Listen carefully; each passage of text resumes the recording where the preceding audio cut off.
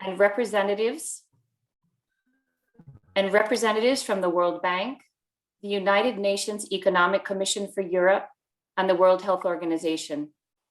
And as you're aware, this event will continue on May 25th through 4 breakout sessions focusing on health services, education, the environment and sanitation, as well as justice. We have a very full program today, so without further ado, it is my pleasure and honor to introduce the Deputy Secretary General of RCC, Tanya Misevich, who will offer her welcome remarks. Thank you very much. You have the floor. Thank you very much. I hope that you can hear me clearly. Best regards from the RCC, and it is my honor really to address to all of you on behalf of Regional Cooperation Council at the meeting, which is for the first time ever a regional forum organized in such a huge number, with such a huge number of participants dedicated to discuss the regional agenda and the regional efforts, not only in creating one document, but speaking about the unified agenda for the Western Balkans. I would really like to set the scene. Actually, I would like to take you through the very basics about the SEE2030. How come that RCC is responsible for preparing the document? What was the basis of the document? Is this for the first time that we are doing something like this? Why we are organizing a regional fora, and why we are so grateful for both ELIAMEP and TEPAP, but also all other civil society platforms around the region, and all of you participants of this today's webinar. So let me start with the idea of the SEE2030. So we were endorsed, so we were engaged and got the responsibility to prepare this document by the Southeast Europe cooperation process. That's it. I'm sure that you are all aware. Back in 2019 summit, to continue pursuing a policy of regional connectivity in all possible ways. Some elements of this declaration of the summit of the SETIP of 2019 actually point out that the SEE strategy 2020 is coming to an end, and that the participants from the cooperation process expects from RCC to prepare a vision of post-SEE 2020 strategy in line with the UN Sustainable Development Goals and 2030 agenda. So that was the main element when we started working on the framework of the document. We prepare a concept note. We presented to the RCC board in May 2020. This concept note has been approved by RCC board, and it actually reads and illustrates the main objectives of the 2030 SEE strategy. Just few excerpts from this dedicated decision by the RCC and from the concept note. So the main objectives is to reach regional sustainable economic growth in order to reduce poverty and inequalities, to empower women in all sectors, to improve social inclusion, to address the phenomenon of depopulation in the region by enhancing the quality of life for its citizens, and to accelerate green and digital transition through genuine regional-owned political process. On the basis of these objectives and aspiring to render the strategy a truly inclusive and regional-owned process, which will be led by principles of bottom-up approach, we as the RCC Secretariat aim to reach out to the civil society organizations, vast civil society, so representatives of academia, think tank community, the private sector, and all relevant stakeholders in the Southeast Europe region in order to collect contributions and recommendations which will lead us towards the document which will be applicable to the wider region. And that is the reason why we are so proud to organize this with the TEPAV and with the ELIAMEP. So the Economic Policy Research Foundation of Turkey and Hellenic Foundation for European and Foreign Policy, and very glad to see there both directors with me today to open this event. But this is not all. During the presentation of the seminar, we also collaborated on the daily basis with the Institute for Public Policy from Romania, then Center for Sustainable Development of Serbia, Center for International Relations, Slovenia, Cooperation and Development Institute, Albania, Kosovo Civil Society Foundation, Institute Alternativa from Montenegro, Association for Development and Cooperation, Bosnia and Herzegovina, and expert group from Moldova. As you see, these seminars which were gathered today for its opening are a genuinely regional open event. Of course, being regional does not exclude reaching out to international melee, whose support to the preparation of the strategy has been very solid. That is why I would also be very happy. I hope that this is not a reaction to my speech.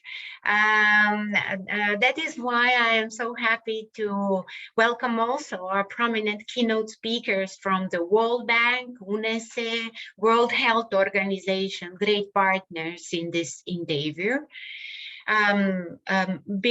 Beside these international key speakers, we also honored to have a representative from dear friends from Greece in the keynote speech as the next Southeast European Cooperation Process Chair in office. And they've been with us from the beginning of the preparation of the strategy, and also Turkish Southeast Europe Cooperation Process Chairmanship through their political ownership and motivation. I have to tell you, we reached the drafting of the process of the SEE2030 strategy.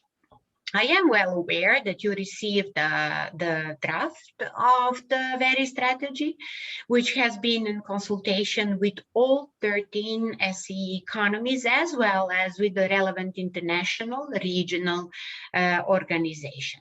As one of our main principles in the preparation of this document, we apply the bottom-up approach to ensure the strategy building upon a common denominator, binding all the national level SDG implementation strategy in SE.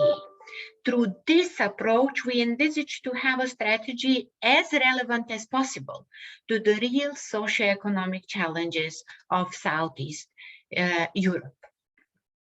In the same framework of mandate which was given to us by the SCCP leaders in 2019, the implementation of the strategy, which of course we expect to commence after its eventual endorsement, and the endorsement is planning to be during the summit in Antalya, which will be mid-18th of June.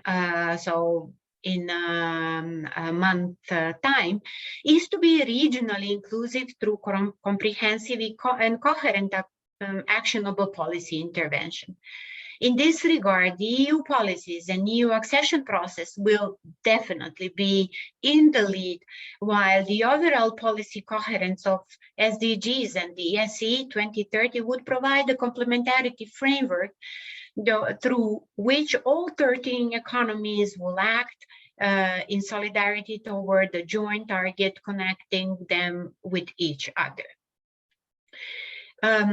In this regard, let me refer now to the vision that the draft SE2030 strategy suggests before, of course, I conclude my remarks. I will try to be as brief as it possible, but I would also like to stress them all. So To repeat, the SEE2030 strategy will be a joint call for action by all Southeast European economies. We believe that the implementation of the strategy as contributing to life in the region free of poverty, disease, and where all live can thrive. Therefore, the strategy will support economies of the Southeast European part of Europe and their efforts to transform into a region with equable and universal access to high quality education at all income levels of their society, to adequate and high quality healthcare and social protection, and to high environmental and sanitation standards of living. We consider the strategy to be one of the main policy level supporting instruments at the regional level to facilitate the efforts of Southeast Europe to have a region in which every economy enjoys sustained, inclusive, and sustainable economic growth and decent work for all. In this regard, the strategy offers regionally inclusive priorities and actions to discuss the ways and instruments for establishing much higher trade and transport connectivity between the SEE economies in the region, and of course with the EU, as well as to outreach overseas through enhancing trade connectivity and utilizing all available modes of transportation to exploit their economic potential. In this endeavor, the strategy suggests decoupling their economic growth and carbon emission. Thus, the possibilities of better using renewable energy resources in the region will be a potential which has been underutilized for many years. Through the strategy, we believe that there is a place for higher regional cooperation between the SEE economies to pool their efforts in order to share the risk of natural and human-made diseases and their destruction to prevent their society pushed into poverty as a result of these diseases. One of the cross-cutting areas of the strategy would be the application of technology and wider use of digital tools to contribute to the efforts of the SEE economies in, of course, reducing poverty and inequalities. That is why the strategy will advocate the use of digital tools and transformation and facilitating access of the whole of society to public services determining their quality of life. The implementation of green transformation in the SEE economies will also be another cross-cutting area. The implementation of the strategy will go hand in hand with establishing open and transparent mechanism of dialogue with the relevant civil society, think tank community, academia, also to promote the engagement and increase the relevant stakeholders, also awareness of the regional sustainable development agenda. The other important element is the dialogue with parliaments of the SEE economies will furthermore be established to enhance political ownership of this endeavor. As you see, the draft strategy, which we are expected to discuss of the particularly second day of the seminar after the first one, it being the introductory and explanatory one, is with the aim to contribute to the drafting, offers a set of ambitious policy targets. We believe that the SEE of 13 economies having $2 trillion US of the GDP, US dollars of the GDP, and with its 150 million people, have the potential to cope with these challenges through regional cooperation which is genuinely built upon on their real socio-economic challenges, and via transparent, inclusive, and as well comprehensive economic settings. Thank you very much for not only your attention and patience to listen these introductory remarks, but we from the RCC are very grateful for all of you participating today and working on us on such an important document for for the region and owned by the region. I wish you all the best of the success for today and of the gathering next Tuesday. And thank you very much, Ms. Novak. Back to you. Thank you again, Mrs. Deputy Secretary General, for your very important remarks that will assist us today in framing our conversations about this ambitious endeavor. At this point, I would like to introduce the next speaker. We have Yanis Armakolas, who is the head of Southeast Europe program at ELIAMEP. Thank you very much, Mr. Armakolas. The floor is yours. Thank you, Cheryl. It's a pleasure to be here, and also on behalf of ELIAMEP, I would like to welcome everybody and thank RCC and our partners TEPAV for this endeavor. Tanya Miszewicz, Professor Miszewicz, of course, has given us a very insightful introduction to the rationale behind the strategy 2030 and why this is extremely important for the region. Maybe I can, for my introductory remarks, can offer a bit of more of a political overview, so to say, and why this strategy comes at a very critical moment. I think we will probably all agree that the Southeast Europe in general is at a critical juncture at the moment, since it seems to be at the receiving end of a potent mix of various geopolitical, economic, or political challenges. We have new geopolitical pressures. Most of the region, if not the entire region, of course, has for decades been dreaming its accession to the European Union. But the attraction of EU integration for ordinary citizens is weakening in the region at large, both among member states, but also among countries, in the countries that wish to join the European Union. And at the same time, the EU perspective for the countries that have not joined the European Union is also dimming, is also weakening. And we see challenges to the idea that the entire Southeast Europe should join the European Union being raised left and right in many EU member states, especially Western Europe. Overall, I think we do see the slowdown of the process of European integration in the region, something that has been termed EU enlargement fatigue, but we also see a sort of reform fatigue on the part of Southeast European or Western Balkan polities. But it's not only EU integration that seems to be suffering lately.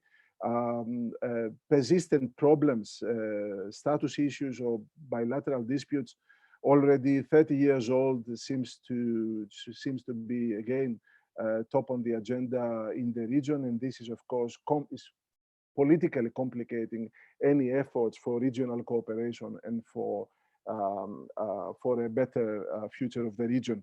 And of course, and last but not least, we have the socioeconomic challenges, which are very importantly, in important ways, connected to the Sustainable Development Goals. We all know that the Western Balkan states, despite the fact that they are supposedly in the process of joining the European Union, seem to diverge from the EU average when it comes to their economic performance and their economic volume. But also the rest of the countries, even those that are members of the European Union, seem also to be in a certain economic disadvantage. Greece has exited recently, almost decade-long crisis. The rest of the Balkan, Southeast European EU member states are at the bottom of the list of EU economies. And of course, Turkey, which is not an EU economy, of course, is also undergoing a kind of economic crisis at the moment. So overall, macroeconomically, things do not look good, but also at the level of social circumstances or socioeconomic circumstances for the societies in the region and the ordinary citizens, we also seem to be at the receiving end of difficult circumstances and difficult trends. We see demographic pressures, and we see migration waves from almost from the entire region. for more than a decade now. In the case of the Western Balkans, we have a massive migration and brain drain wave in the last decade towards countries in Western Europe. But it's not only Western Balkans. We have seen serious brain drain also among the Southeast European countries that have joined the European Union, and also in Greece, which is an older member state. During the decade of the crisis, we have seen migration of the most dynamic, the most educated, and the younger cohorts of the population. So overall, this points to certain challenges, policy challenges, socioeconomic malaise that is not only for the countries that are about to join the European or wish to join the European Union, are not only about the countries that are members of the European Union, but overall for the entire region. And therefore, I think the endeavor led by the RCC to bring in the region and discuss in a forward-looking manner the question of an agenda for sustainable development is extremely important. Development in the region in Southeast Europe must be sustainable. It has to have take into account the specificities and the problems and the malaise of the social environment, but also the natural environment. It has to be green and digital, as Tanya mentioned earlier. And it's important because of the social circumstances in the region that the goal of the SDGs, that no one is left behind, remains top of the agenda for the entire region and each individual country that is involved in this process. I think it's very important that the SDG and the 2030 strategy around SDGs is designed in order to enhance cooperation across sectors and actors. It's important that these development plans are not only about the governments, are not only about the private sector, but involves civil societies, involves all stakeholders, social, economic, and political. And it's also, as Tanya mentioned earlier, very much geared towards the green and digital transition that is led, of course, by other countries, but should come and is coming to the region fast. This holistic approach, this universal multi-stakeholder approach that is adopted in the SDGs and more specifically in our region by the endeavor led by the RCC is extremely important. It's very pertinent because of the socioeconomic problems and the political challenges that we mentioned earlier in Southeast Europe. Therefore, ELIAMEP is very happy and honored to join RCC, a very important organization for the region, which is, of course, highlights both the capacity, but also the will and the desire of all the countries of the region above and beyond membership of the EU or other political divisions and disputes to work together to bring the entire region to a better future. And we are happy to join also our colleagues, partners from Turkey, TEPAV, and the rest of the organizations that were mentioned by Tanya Miscevic earlier in this effort to bring meaningful consultations to the process. We look forward to today's discussion, or rather presentations, and very much look forward to next week's more thematic debates and consultations. And thank you very much, and we'll be continuing. Thank you very much, Ariel. Thank you, Mr. Armacolas, where you further elaborated on some of the issues that the region is facing, and you also echoed the need for a holistic, multi-stakeholder approach to combat some of the challenges.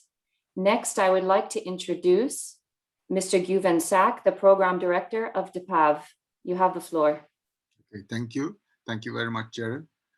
Let me say a few, my job here is just to welcome you. So I have very brief remarks about the event that's co-hosted by TEPAV and ELIAMEP on this RCC's Southeast Europe 2030 strategy document. draft document, let's say, as far as I understand. So it's going to take shape within the framework of this discussion. Also, let me start by commending Regional Cooperation Council for bringing the leading think tanks of the region together too, because I think there is significant untapped potential in our region in terms of policy communication, let's say. It's good to bring policy research institutes together. It's good to mobilize this capacity also in our region at the same time. I think that will be very much helpful to increase the bandwidth of communication between our countries, between the nations. So a very useful starting point as far as I see. And I'm happy to see about 10 leading think tanks in the region. I agree, you know, these are unprecedented times for all of us. So it's not easy, but it's a global phenomenon also. It's not only individual countries, it's not only about one region. COVID-19 has changed dramatically the context of all debates, all discussions all around the globe. But now there are efforts to move towards a post-COVID-19 environment. So this Green Deal in Europe or green and digital transformation on both sides of the Atlantic, I think is going to provide a solid framework for all of us, for our region too. For Turkey, for example, as around 60% of our exports are going towards the G7 countries, Turkey needs to adjust anyway. And this whole transformation agenda also brings together a kind of a policy framework for all of us to adjust. So it's good to, and I think this RCC's Southeast Europe strategy to be based on United Nations SDGs is a very good idea, because this whole transformation process is based on the SDGs being, started to be implemented. You know, since 2015, we have been discussing about the SDGs as a kind of a development agenda for both developing and developed countries at the same time. But now is the time to make that agenda operational, and that's what we are seeing all around the world. What is important is, I think, a just transition period is important for all of us. I think we need to look at, as Tanya has mentioned, actionable policy interventions along those lines. A just transition is important for our countries, for our region, basically. And Yannis has mentioned about the migration and other issues. It's obvious that if not managed properly, the geopolitical implications of the Green Deal or green transition is also going to produce more migration towards Europe too. So I think that's another important issue that needs to be taken into account. And I think that's why in talking about a holistic agenda for the region, I think we also need to be flexible in the coming period by taking into account this unprecedentedness, let me say, of the period that we are in. So let me thank the RCC Secretariat and ELIAMEP for making this happen, bringing us together. I'm very happy to be with you today and also on the 25th. Thank you. Thank you again, Mr. Sak, for your remarks, where you focused on the power of unifying the different think tanks of the region and the untapped potential that we might derive from these discussions. And also, I would like to just note your point on the importance of a just transition, especially as we focus on implementing the SDG agenda. So now this concludes the introductory remarks of our program. We're going to proceed now to our first presentation. Our first presentation is by Ms. Eleni Nicolaidou. She's the expert minister counselor of the Ministry of Foreign Affairs of the Hellenic Republic, where she's focusing on Greece's policies on the implementation of the SDGs and also the correlation between the SDGs and EU policies. Mrs. Nicolaidou, we welcome you and we look forward to your presentation. Thank you very much. Good morning, dear colleagues. Good morning, distinguished participants.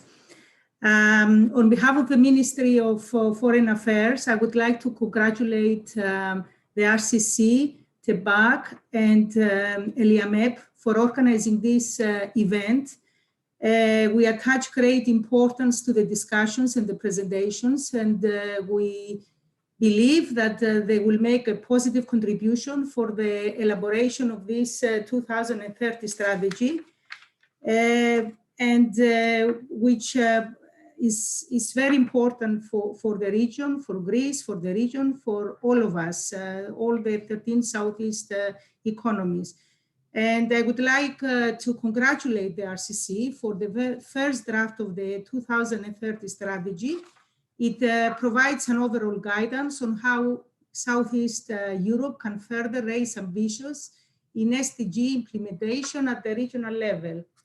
My presentation will be divided in 3 parts. The first one is I will try to present the priorities of the Greek chairmanship in office, of the upcoming Greek chairmanship in office of Southeast Europe cooperation process. The second part will focus on accelerating the implementation of the UN 2030 agenda at EU level, and the third part, a small part, will be devoted to the SDG implementation in Greece.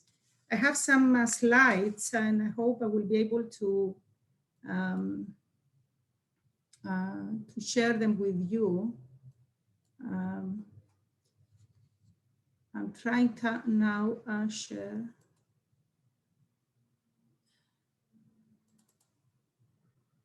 Can you see them? Can you see them? Can you hear me? Yes, Yes, we yes. can hear you and we can see them. Okay, excellent. Thank you very much. Okay. Greece, well, as a founding member of Southeast European Cooperation Process and the RCC, but also an EU and the NATO member state, Greece has been striving for stability, security, development, and interconnectivity in the Western Balkans to the benefit of its people. We believe this to be truly feasible only through regional dialogue and cooperation, as well as through respect of good neighborly relations, and ultimately through the European integration of the Western Balkan partners. Our common ultimate goal is the intensification of socioeconomic development and the convergence to the EU acquis by offering know-how and exchanging of good practices. The aim is to build stronger ties of cooperation and good neighborly relations to promote a better coordination and cooperation on common challenges, but also identify opportunities in the region. As RCC follows the same goals, we highly value our cooperation. RCC has proved to be an efficient tool for enhancing cooperation, boosting overall development in the region, and implementing policies and practical measures. For example, RCC had a remarkable contribution to the initiation of the Green Lanes, linking the Western Balkans to the EU in order to ensure the unimpeded flow of food and medical supplies during the pandemic. Furthermore, we underline the pivotal role of the RCC at the development and the implementation of the Common Regional Market Action Plan for the period 2021-2024, which was adopted in the Sofia Summit of Berlin process in 2021, in order to facilitate the cooperation between the Western Balkan partners and the necessary reforms.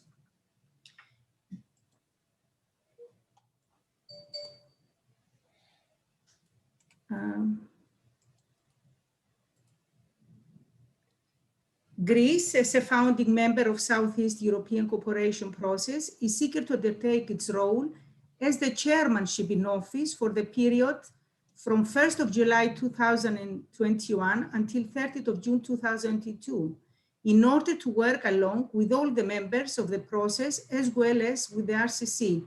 As Foreign Minister Vendia stressed in the ministerial meeting of Southeast European Cooperation Process on the 25th of June, enhancement of cooperation in issues of security, promotion of democratic reforms and human rights in the context of the European perspective of the Western Balkan region remain areas of strategic interest of us.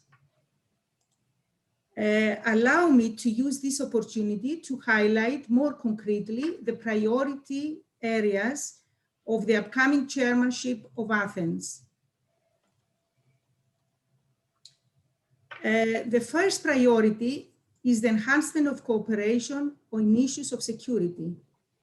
The second one is exchanging views in the context of the European perspective of the region, especially in the fields of democracy, rule of law and human rights, prevention of ultranationalism, xenophobia, and EU skepticism through solidarity and socioeconomic support. Third, strengthening of connectivity in all its forms, including transport, infrastructure, for the purpose of sustainable economic development. Fourth, addressing environmental concerns, promotion of sustainable, equitable, and green growth. Fifth, monitoring the socioeconomic repercussions of COVID-19 pandemic with a view to accelerating the economic recovery of the region. And sixth, enhancement of cooperation in the fields of investment and competitiveness, addressing the important problem for all of us, brain drain, as a common challenge for the economic and social future of the region. Allow me to add here that during the Hellenic chairmanship of Southeast European Cooperation Process, the following high-level meetings are also going to be hosted. Meeting of the Ministers of Education, meeting of the Ministers of Interior Civil Protection, a formal and informal meeting of the Ministers of Foreign Affairs, and the Southeast European Cooperation Process Summit. In the light of the upcoming Athens Southeast European Cooperation Process chairmanship in office, we're already looking forward to intensifying our cooperation with the RCC, working together for a better future of our region, and engaging in a structural dialogue and coordination between the Southeast European Cooperation Process participants, the EU, and other regional organizations. I will now concentrate on the second part of my presentation, which, as I mentioned, is accelerating the implementation of the 2030 agenda at the EU level. The pandemic has put us further behind on the implementation of the Sustainable Development Goals and the Paris Agreement, which provide the universal blueprint for sustainable recovery. The UN has released recently an advanced version of the UN Secretariat Annual Report on SDG progress. The report begins by stressing that even before the COVID-19 pandemic, SDG progress was not on track. Progress towards the goals was not occurring fast enough for the achievement of the 2030 agenda and was even stalled or moving backwards in some areas. According to this report, the world's collective response in the next 18 months will determine whether the pandemic turns out to be a much needed wake-up call. The EU and its member states are fully committed to accelerating the implementation of the 2030 agenda, the Addis Ababa Action Agenda, in order to ensure the delivery of the SDGs by 2030 and leave no one behind. The EU, the European Commission staff working document delivering on the UN Sustainable Development Goals, a comprehensive approach, shows the Commission's commitment to integrating the SDGs into the European semester, the multi-annual financial framework, and the recovery instrument Next Generation EU, mainstreaming the SDGs in its proposals and the implementation of EU policies and instruments, including through integrating the SDGs in better regulation tools, ensuring policy coherence for sustainable development. Sorry about it. The Recovery and Resilience Facility is aimed at building a more sustainable, resilient, and fairer Europe in line with the SDGs through reforms and public investments in response to the challenges identified in the context of the semester, including in regard to the SDGs. In addition, the European Green Deal is the Commission's proposed new sustainable growth strategy and the ambition to contribute directly to 12 out of the 17 SDGs. The EU member states are acting together as Team Europe. Our collective external response combines the financial resources of the EU, the member states, the European Investment Bank, and the European Bank for Reconstruction and Development to make a bigger impact and offer tangible solidarity to our partner countries. The global amount of the Team Europe country package reaches over 40 billion euro. That was as from January 2021.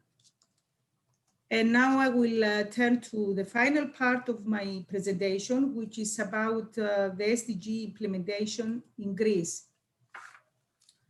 In December 2016, the General Secretariat of the government was assigned the task to coordinate and monitor the implementation of the SDGs in Greece.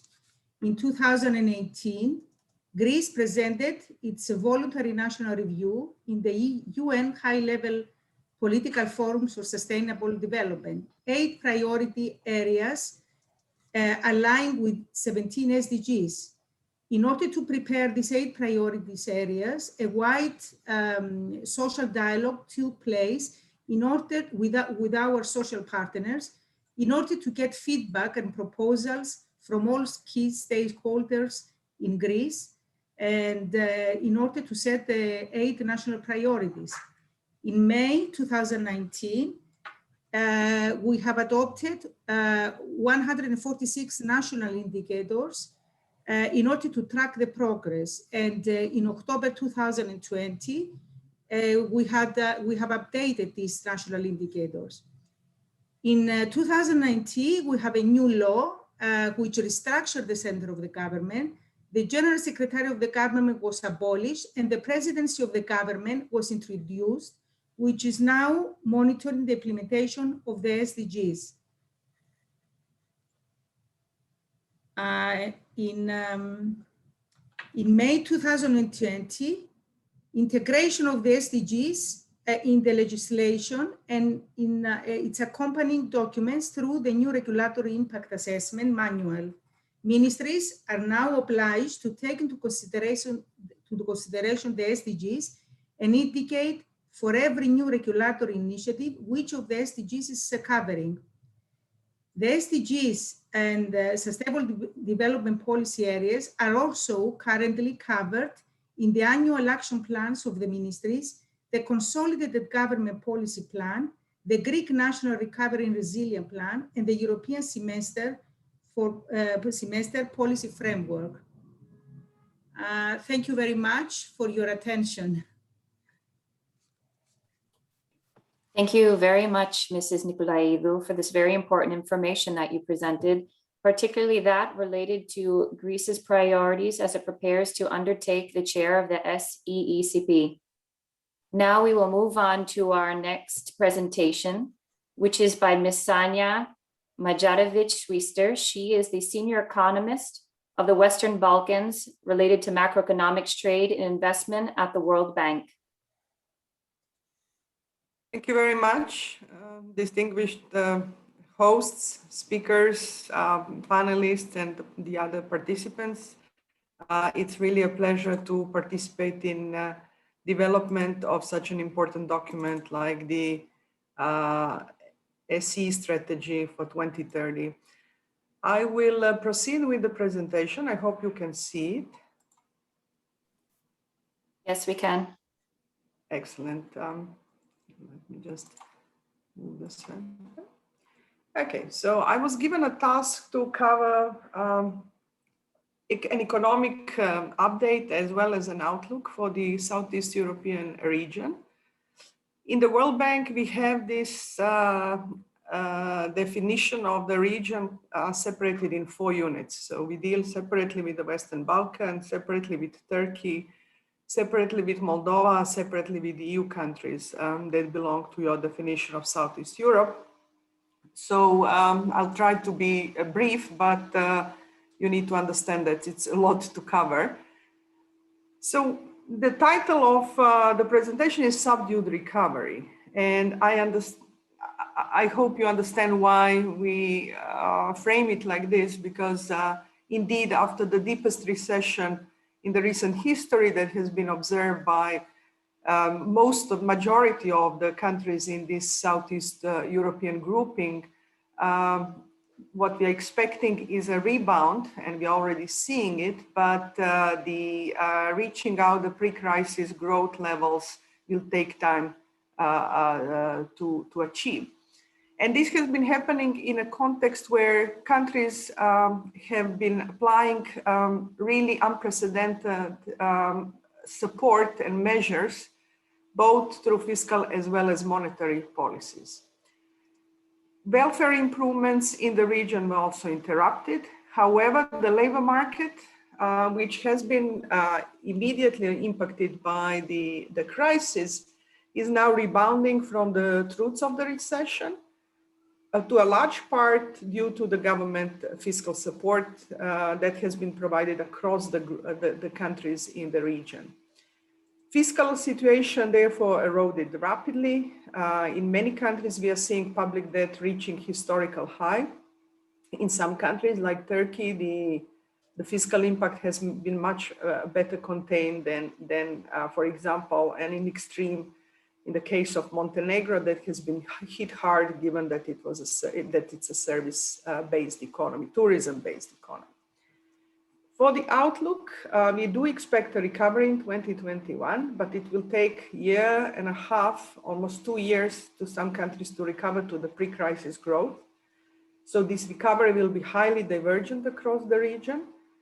And in terms of the priorities going forward, apart from addressing or bringing the economies back on the fiscal sustainability path, our priorities are now focused on supporting and the policies that would impede or boost green, resilient, and inclusive development. So let me take you through several of the visuals that would support the key messages. And I will try to split it by the 4 groupings that we have been working in the World Bank. So when it comes to the EU countries, what we are already observing is that the region has been heavily hit by the crisis in the first wave in particular. But what we are now seeing is that the economies have responded much better to the second wave of infection that has started in the second part of 2020. Despite the government stringency indexes. So factories have found a way to continue working. Many labor has moved to the online-based work, to home-based work. Some services have been still provided by governments. So despite the struggle, the second wave of infection, the countries have faced much better. There are still issues, in particular with the delivery supply chain. We are observing this very carefully because it also impacted the inflation across not only the EU countries, but also in the rest of the region. However, the countries, despite the second wave of COVID, have fared much better. The growth at the end of last year has still been in a negative territory, and we see that in the first quarter of this year, many of the countries are still in the negative territory. Unemployment rates have picked up as government support programs in the second part of the year became more selective. Initially, through wage subsidy programs and unemployment support, the governments have been able to mitigate partially the crisis impact. But as they have become more selective due to the fiscal constraints, we see the unemployment rates slowly picking up. The other phenomenon that is also seen in the Western Balkan region is that inactivity has also increased, which is a concern in particular in the Western Balkan region, where the labor force participation has already been very low even before the crisis. In the Western Balkan region, we are seeing also bottoming out from the deepest recession since independence in some of the countries. If we look from the sectoral perspective, only two sectors have been turning positive last year, and this was the ICT and agriculture, which clearly shows some competitive advantage, in particular in the current context where the pandemic still continues. And we have also seen that employment, although initially declined quite deeply in some of the countries, has started also bottoming out. It's far from declaring the crisis over, but at least we are seeing some signs of improvement and recovery. Unfortunately, 2 years of welfare gains were lost, meaning that the assessed poverty rate for the region have returned to 2018, even in some cases to 2017 levels. So an immediate action is needed to avoid the permanent scaring of this crisis. What would that mean? It would mean that countries would need to pay especial attention to bringing people back to the labor market to support the job creation going forward, as we already see discouraged labor moving from the labor market to inactivity, as I said earlier. And this was happening across the board, across all of the 6 countries that we classify under Western Balkan. Turkish economy also rebounded strongly in the second half of 2020, in particular as COVID restrictions have relaxed.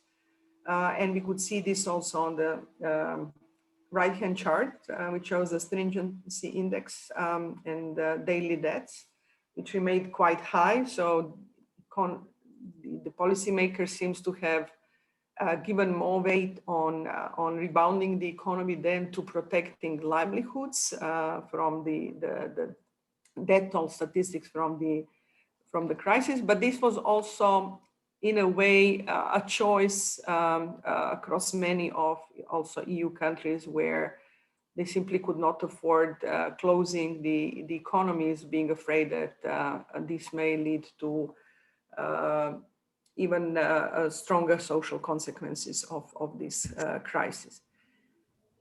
However, the labor market shock has worsened the existing disparities, and in particular, when it comes to vulnerable groups that were vulnerable even before the crisis. So we could see that in terms of employment losses, it's the female and youth, informal labor and unskilled labor that have been impacted much stronger than was the case for male or adults or formal or skilled labor. And the assessed poverty rate for Turkey suggests that in the course of the last 2 years, it's almost 3 million people that have been that have become poor. This is the absolute poverty number based on the consumption-based poverty. In the case of Moldova, Moldova still faces a protracted recovery. The expectation is that they will reach the pre-COVID level only in 2020. In 2020, this country has not only been affected by the COVID-19 shock, but also by the drought, the extreme weather event that has then had a double impact on the economic growth. This country still faces one of the highest death rates of COVID-19 crisis in per population in Europe. So the pandemic is is still present and is yet to be seen how the country will fare out from the current wave. Additionally, the remittances decline that happened because many of the migrants have returned to the country, given that they lost jobs that were precarious, of the precarious nature in mostly in the EU member states, have also led to welfare losses for households. Many households live on the remittances from diaspora. But in addition, there were major employment losses also happening across almost all sectors. So the estimated poverty increase last year was 3 percentage points. So where are we in the crisis cycle now in May 2021? So if you look at the stringency index as of, this was May 17th, so a few days ago, we see that the majority of Europe is still preserving quite strong containment measures, although they are slowly relaxing, like is the case now in, for example, Austria or France or UK. But this relaxation is going slower than initially expected. In some countries like Turkey, the restrictions are still quite strong, and this is compared to the restrictions. This is the Oxford COVID stringency index, which assumes number of categories. When you compare it with the real-time data in terms of the mobility of population, and here I have only choose the one Google Mobility Index, which shows retail and recreation sectors that are most affected by the containment measures, then you could see that despite the relaxation of measures, you still have economies that are 20, even in some cases 60% below the pre-pandemic levels. So this is, it still shows that we are in a recessionary mode. What were the policy responses to such set of events, unprecedented events? So in the EU, indeed, the fiscal support was unprecedented. They had a fiscal space to react. They had also monetary support to react to the crisis. Nevertheless, many countries have seen the debt levels elevated. Romania in particular, I want to emphasize here, Bulgaria operates the currency board, so they have been quite disciplined in keeping the deficit in check.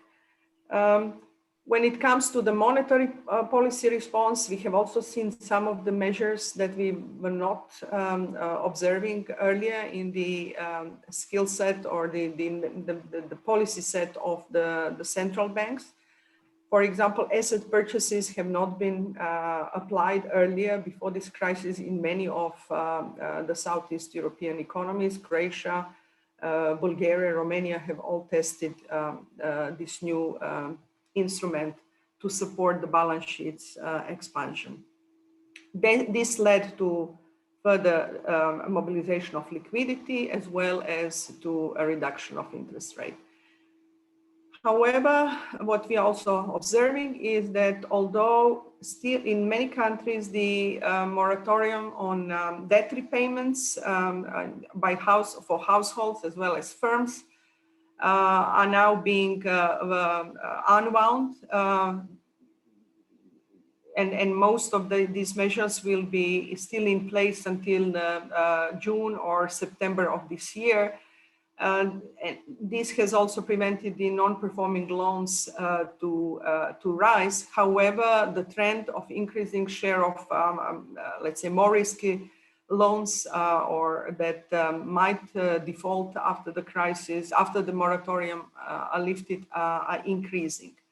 So the question is to what extent we would see prevention of this current crisis to turn into the vulnerabilities of the financial sectors across the region. The good news is that most of the banks have been well capitalized and are still well capitalized. So the buffers that have been put in place before the crisis would allow for maneuvering through another year of the recession. Fiscal situation in the Western Balkan also eroded rapidly. Some countries like Montenegro has seen its public debt reaching, surpassing the GDP level.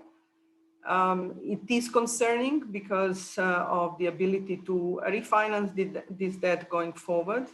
We have also seen crowding out of capital spending at the expense of social spending. So some very difficult decisions will have to be made after the crisis to reallocate spending towards those that are more productive.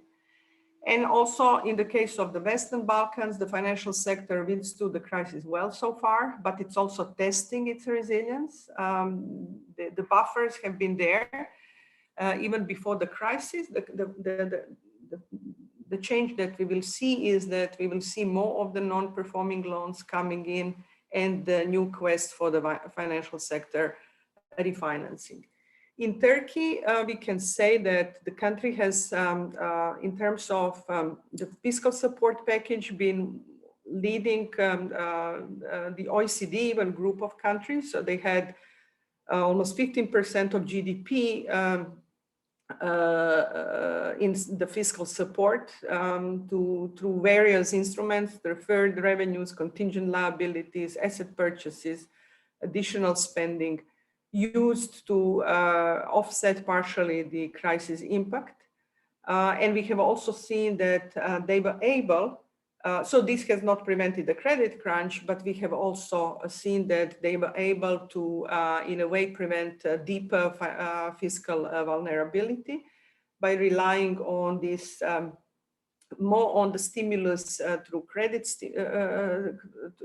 through the credit stimulus than relaxing the tax deferrals or direct spending. So the central government debt remained pretty much in check despite the crisis.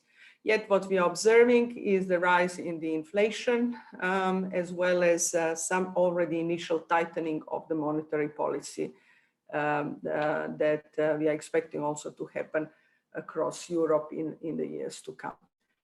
In the case of Moldova, the impact on the fiscal policy was quite severe. The fiscal deficit has widened to -5%. However, if you talk to the firms, they would say that a little of this fiscal support came to prevent further job losses.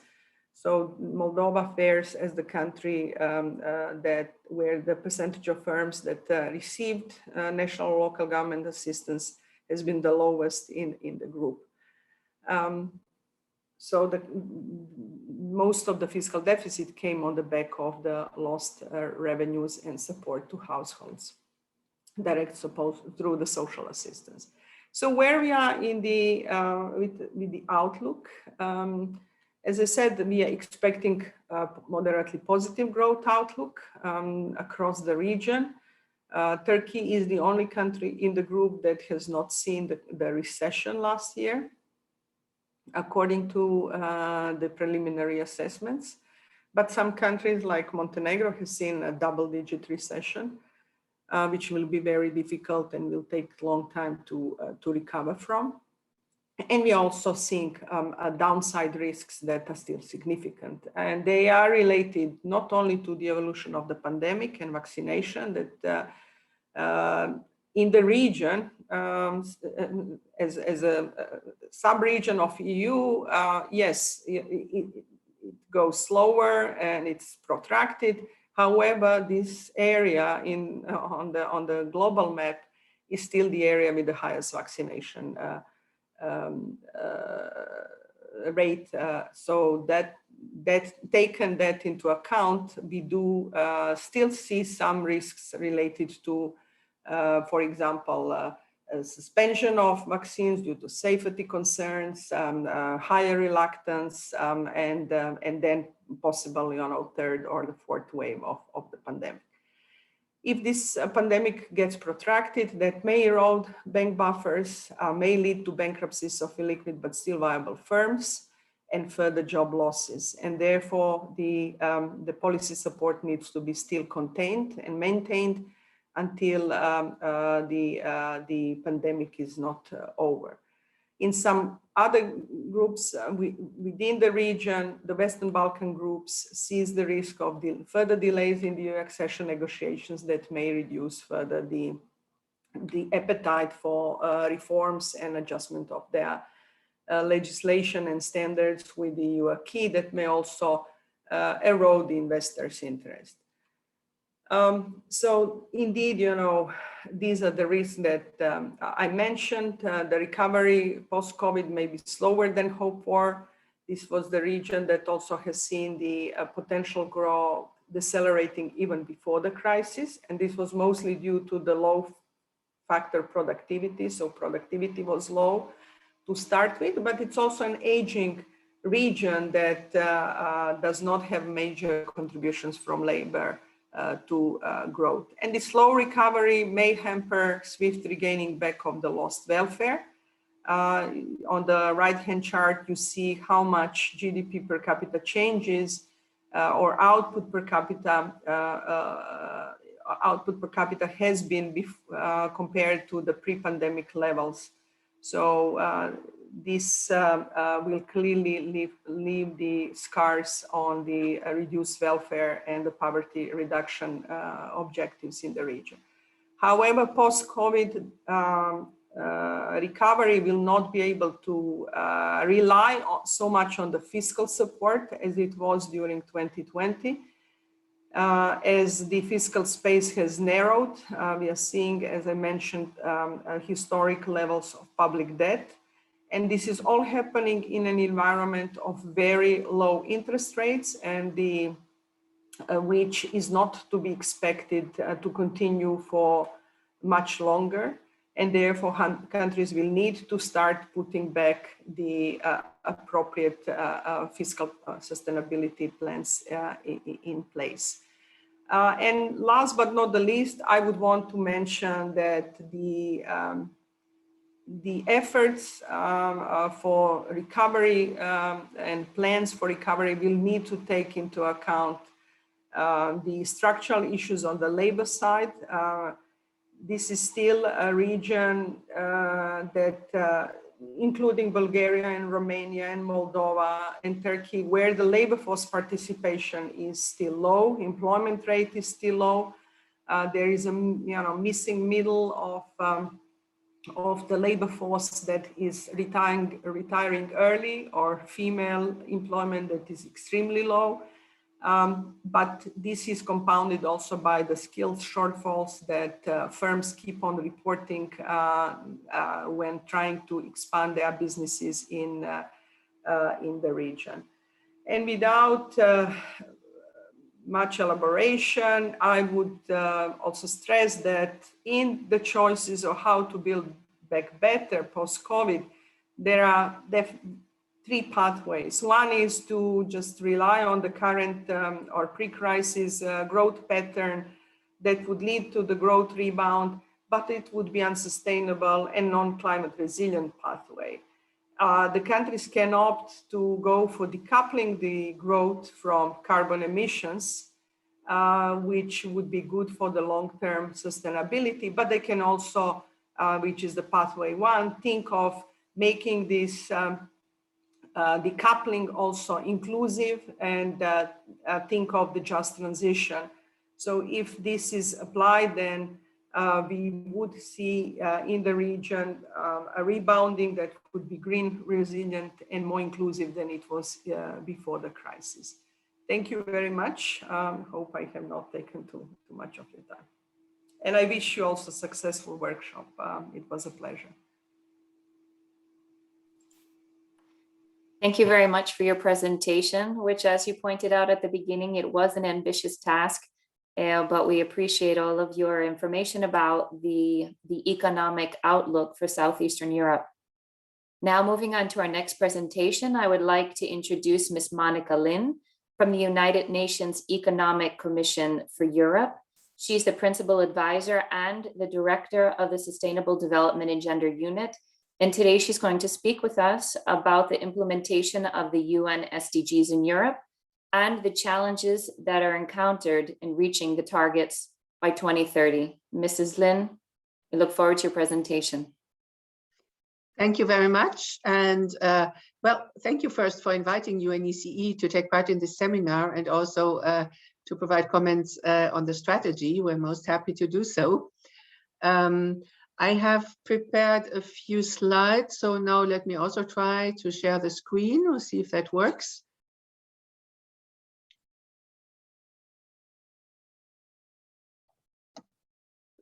Screen, no.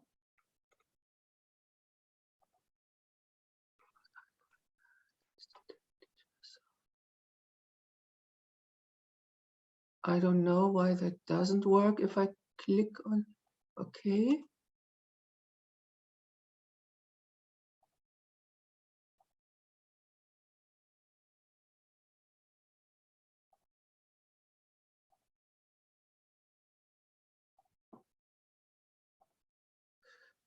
No, somehow it seems it doesn't work. I don't get the screen that I want. Do you want to try once more to share your screen? Because now we're watching the wrong window. Yes.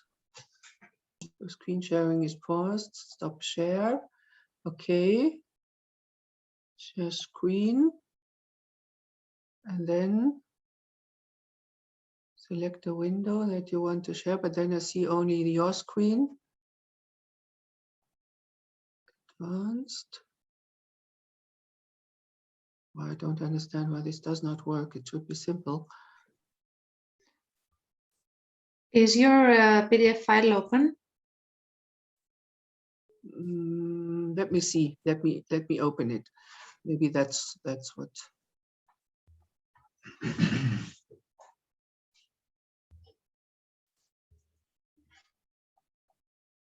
Now it should be open. Yes. Can you now see it? Yes, yes. Okay, perfect. So let me start slideshow. Good. Okay, sorry, that it took a while. Yes, let me start by saying that definitely the COVID-19 pandemic has unleashed powerful forces of change that will continue to transform the world in which we live even after the health emergency abates. At the same time, we're in the decade of action and time is running short to meet the Sustainable Development Goals by 2030.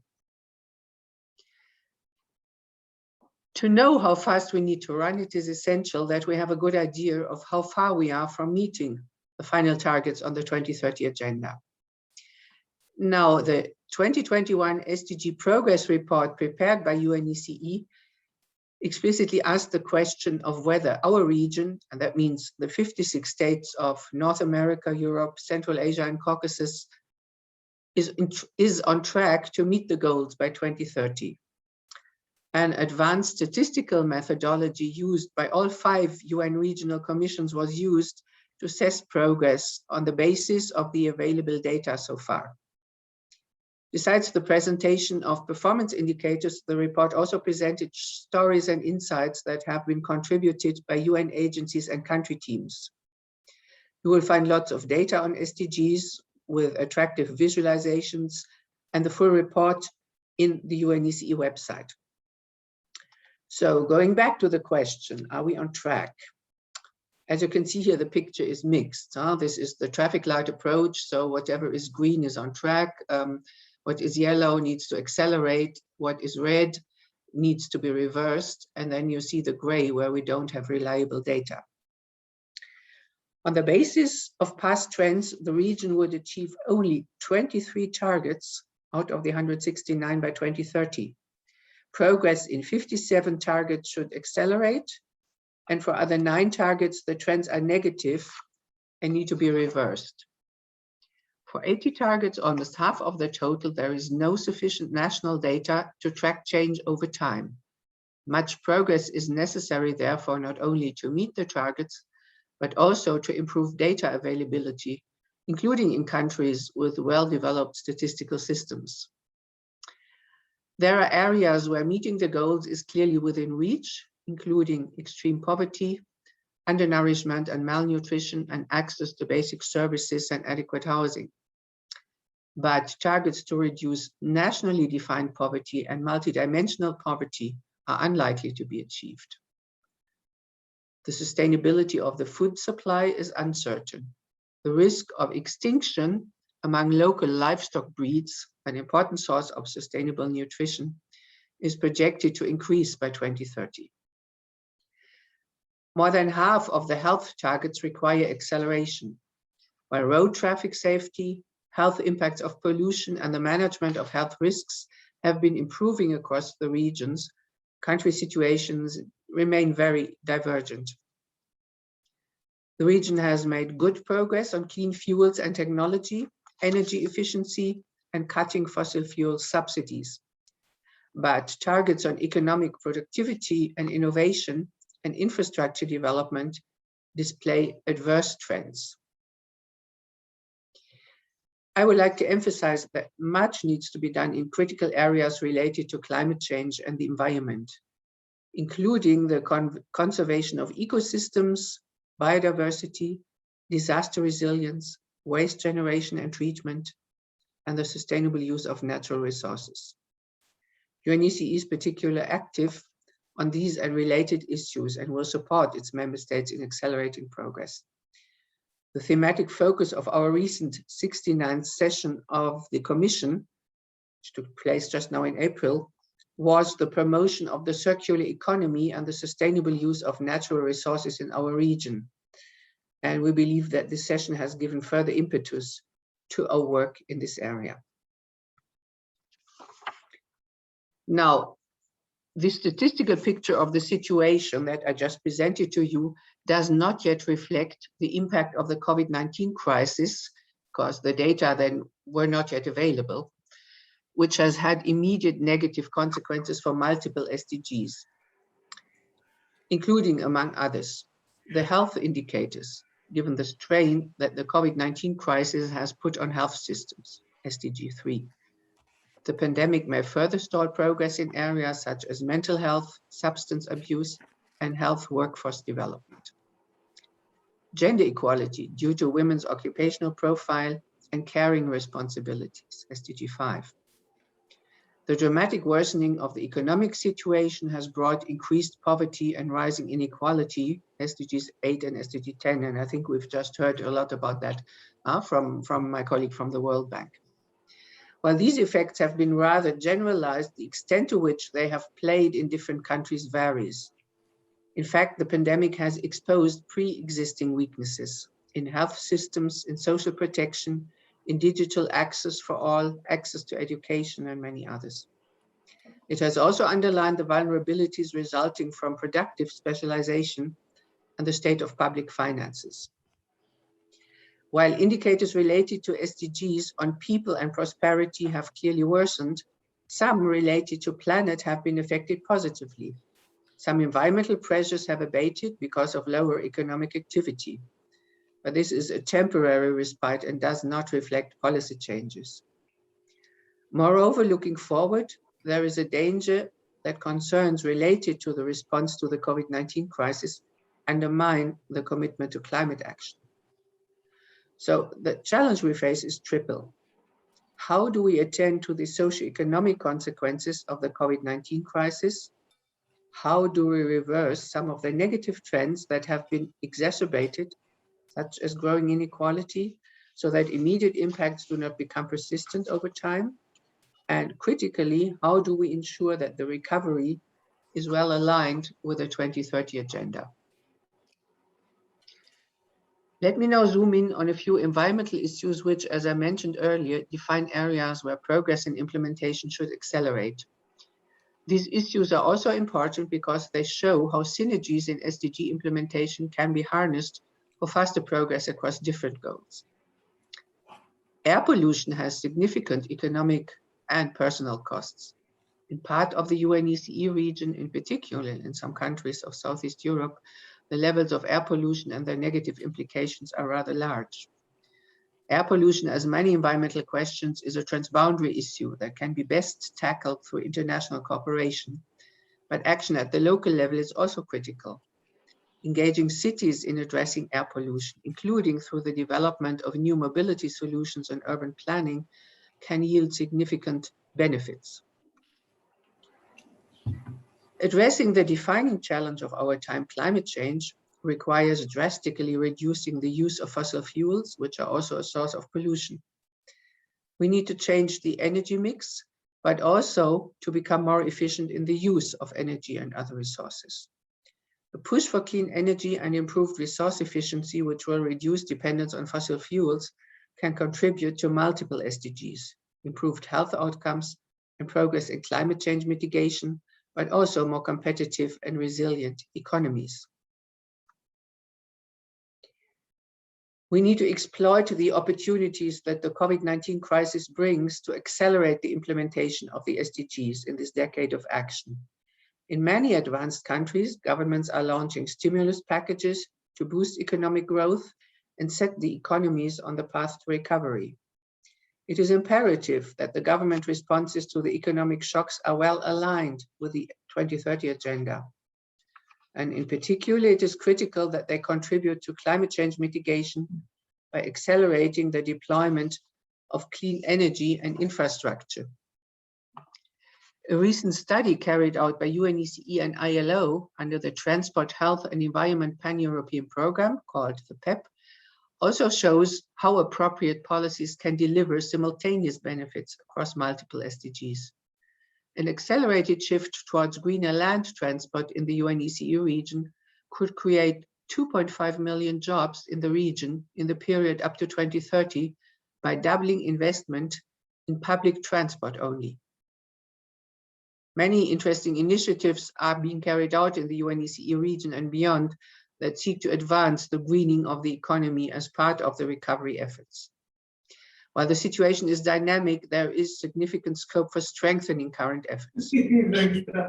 According to the Global Recovery Observatory, the source for this slide, the spending tagged as environmentally positive accounts for only around 17% of recovery spending in 2020 in the 50 leading economies.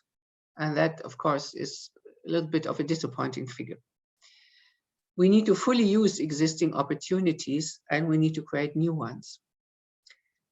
The recently released report of the Secretary General on progress towards the SDGs, that was already mentioned by one of the earlier speakers, makes it clear that, and I quote, to get the SDGs back on track, governments, cities, business and industries have to use the recovery to adopt low carbon, resilient and inclusive development pathways that will reduce carbon emissions, conserve natural resources, create better jobs, advance gender equality, and tackle growing inequities. So this is the task ahead of us.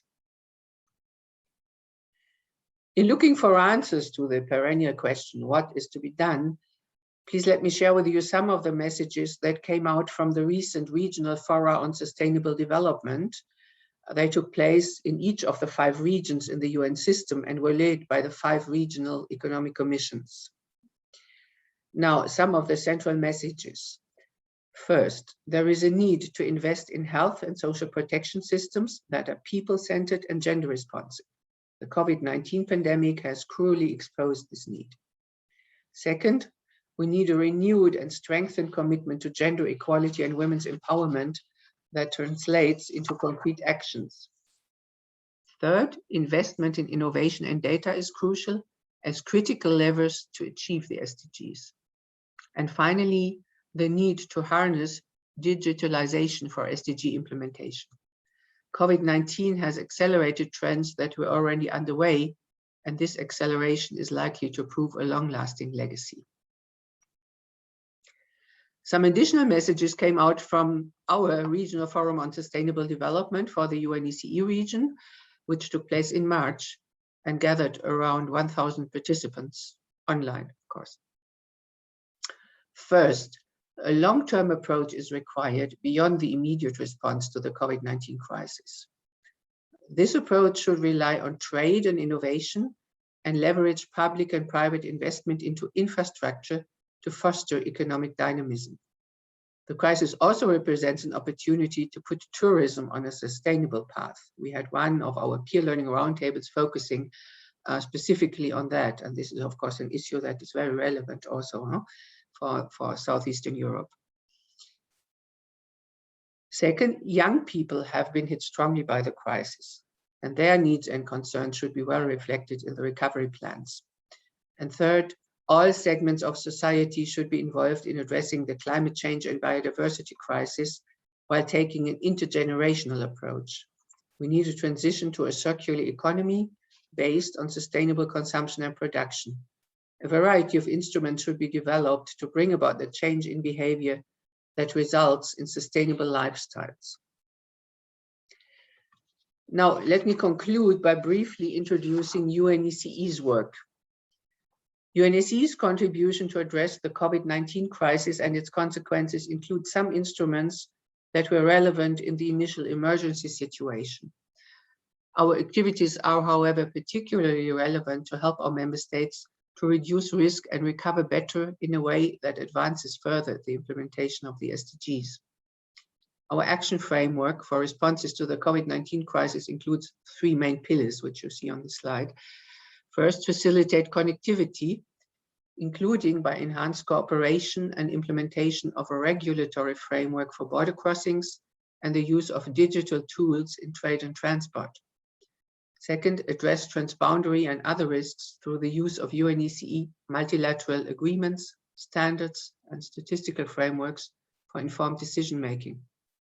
And finally, support a green and resilient recovery, including by improved resource use and the promotion of the circular economy, tapping in particular into the potential of cities as drivers of the recovery and the development of sustainable infrastructure. Thank you very much for your attention, and for more information on our work, please visit our website. Thank you very much again. Thank you very much for this information on where we stand within the framework of implementing the SDGs in Europe, and also for offering some policy tools on how we can improve. Now I'd like to move to our next presentation and introduce Ms. Sarah Thompson from the World Health Organization. She's a senior health financing specialist in senior health. She will be discussing today challenges with addressing COVID in the post-COVID environment and equal access to the medical care services. Mrs. Thompson, we look forward to your presentation.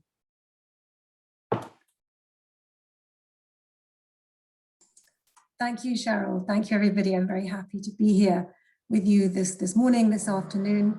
And I'm particularly interested because WHO has just started a 3-year project on health system strengthening in the Western Balkans, which is funded by the EU, by DG NEAR.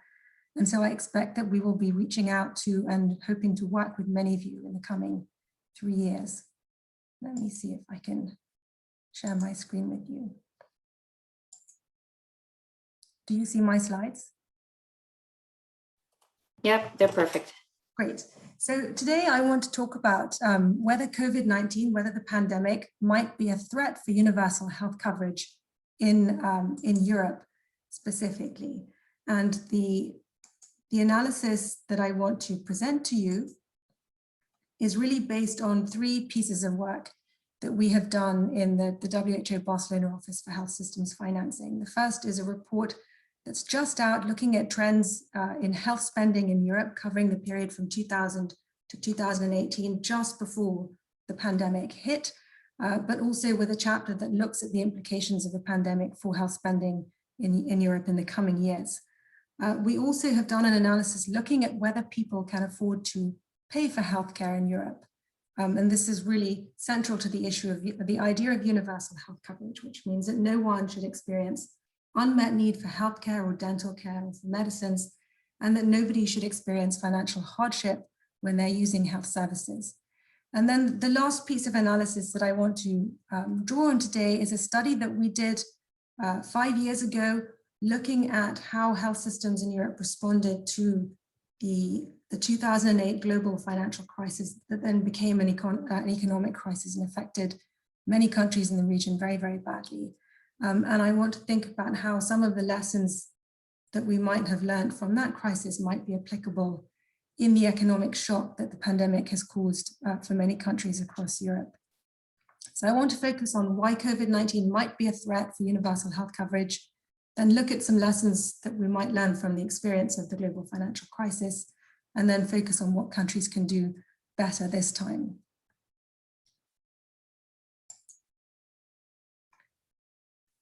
So COVID is likely to be a source of pressure for health budgets in the years ahead. We've heard the prognosis for the economic recovery from our colleague from the World Bank. What will happen when it comes to health? Well, certainly there is going to be a need for higher spending on health. Countries are still responding to the pandemic, but there is going to be a huge effort to continue to prevent more outbreaks of COVID-19, particularly through the vaccine rollout. At the same time, countries are struggling to maintain the provision of other health services.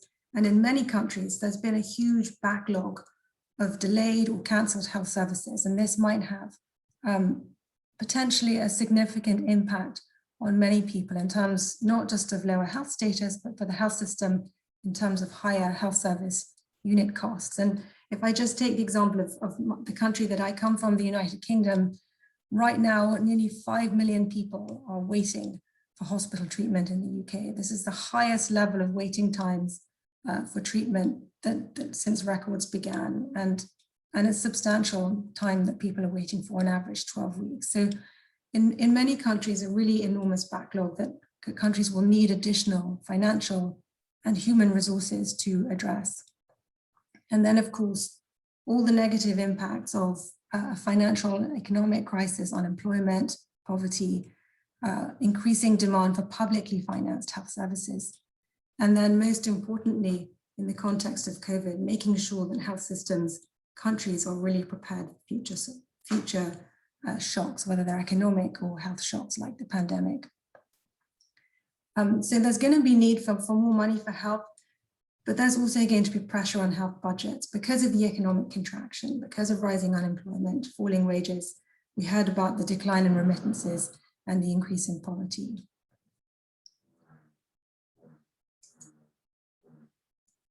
So COVID-19 is more likely to be a threat, for health system financial sustainability in the years to come, but it may be a threat, more of a threat in some health systems than others, because not all health systems in Europe have the same degree of resilience to shocks. And I just want to show you 3 slides to expand a little bit what I mean by health system resilience. So health systems are likely to be more resilient when public spending on health is high, because this means that out-of-pocket payments are going to be low. And this chart here shows you on the horizontal axis public spending on health across the European Union, including the Southeastern European countries represented here today. Public spending on health as a percentage of GDP. And on the vertical axis, you can see out-of-pocket payments as a share of current spending on health. There's a lot of variation across the region, but many of the countries represented today have low levels of public spending on health and high out-of-pocket payments. And that doesn't bode well in terms of being resilient. And the reason for this is because when out-of-pocket payments are high, the financial hardship that households who use health services experience can be very high. So this figure shows you on the horizontal axis out-of-pocket payments as a share of current spending on health. And on the vertical axis, you can see the share of households with catastrophic health spending. This is households who are spending so much out of pocket on healthcare that they are not able to meet their other basic needs, to pay for food, for housing, utilities, and so on. And you can see that, again, there's a wide variation across the countries in the region, but some countries with high out-of-pocket payments having very high levels of catastrophic health spending. And when we dig a little bit deeper in the work that we've done, we can see that the catastrophic health spending is much higher among poorer households, as we would expect. And it's also very much driven by households spending on outpatient medicines, particularly because of co-payments for outpatient medicines. And then the last reason why some health systems are less resilient than others, many countries in Europe, and especially in the region that we're talking about today, this group of countries, rely very heavily on employment, on labor market taxes to finance the health system. And we know that these types of taxes are very cyclical. As the economy contracts, revenue from employment also contracts. So if your health system is very reliant on revenue from employment, this is a threat when faced with an economic shock. But the other way in which these health systems are also less resilient is because many countries with social health insurance schemes financed through labor taxes also link access to healthcare on health insurance status. If you don't pay your contributions, then you do not have access to a broad range of health services. And this really does present a problem in terms of coverage gaps for people. And this chart here shows you the share of the population covered by publicly financed health services across, again, across the EU and the countries in this group today. And the blue countries are countries that are mainly financed through the government budget, and the orange countries, and I've highlighted the countries represented today in the stripy orange bit, these are mainly financed through social health insurance schemes. And you can see on the right-hand side of the chart, countries financed through social health insurance, particularly in these countries, are less likely to cover the whole population. So health systems that have low levels of public spending on health, health systems that have high out-of-pocket payments, and health systems that rely heavily on the labor market to finance healthcare are particularly likely to be affected negatively by economic shocks in the years ahead. So what can countries do to cope with the budgetary pressure? And are there lessons that can be learned from the experience of the global financial crisis in 2008? Many countries had a very, very difficult time during this crisis, and many faced a lot of external pressure through economic adjustment programs and so on. And one of the outcomes of that was austerity, which really slowed public spending on health in countries across Europe. And you can see in the first bit of this chart, this is data aggregated across the whole of the European region. In the years before the crisis, GDP was growing strongly, public spending on health was growing really strongly, and out-of-pocket payments as well in red.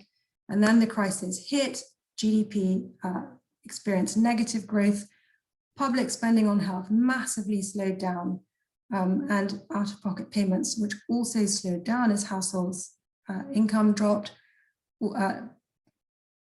slowed down too, but not quite as slow as public spending on health. And then in the years after the economic crisis, GDP rebounded, public spending on health increased, but not as fast as the economy did, and not as fast as out-of-pocket payments did. So we could say that countries went into the 2008 crisis in a much better position than countries entered the crisis caused by the pandemic.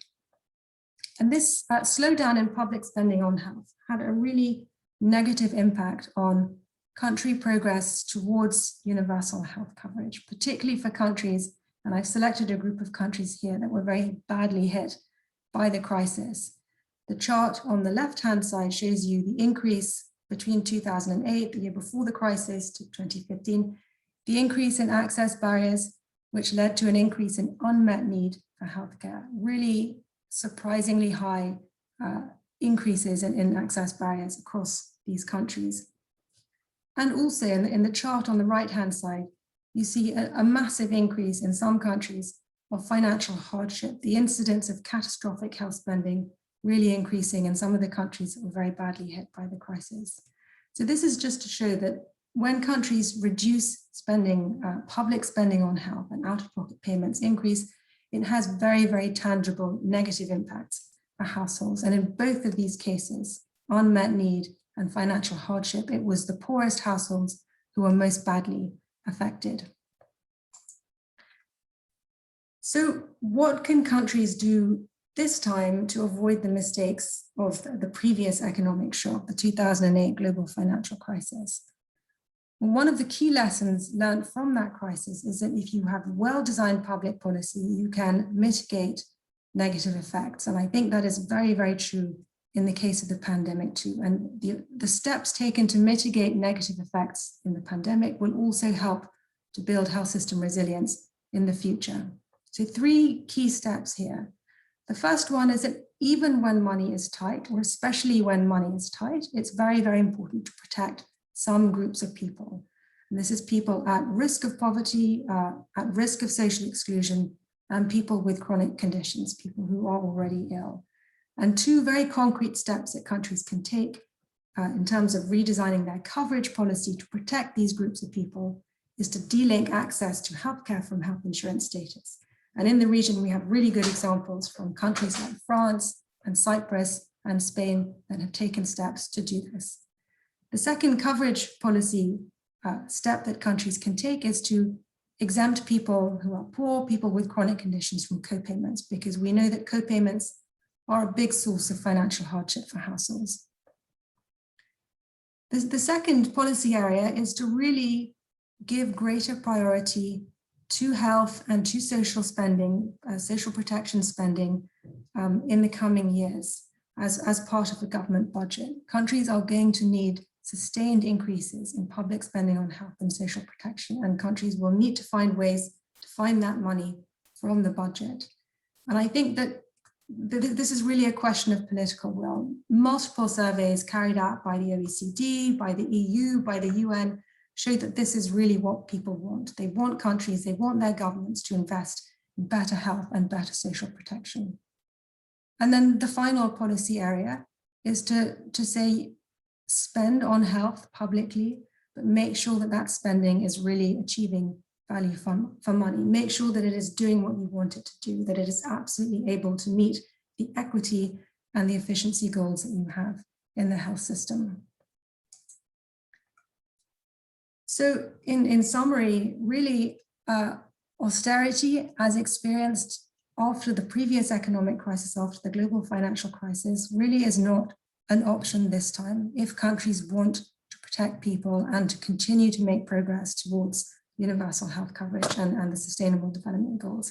And I think that there is an international consensus now that many of the austerity policies were a mistake. And it's also very clear that there is really no economic recovery without health security. I think that has been brought out very, very clearly by the pandemic.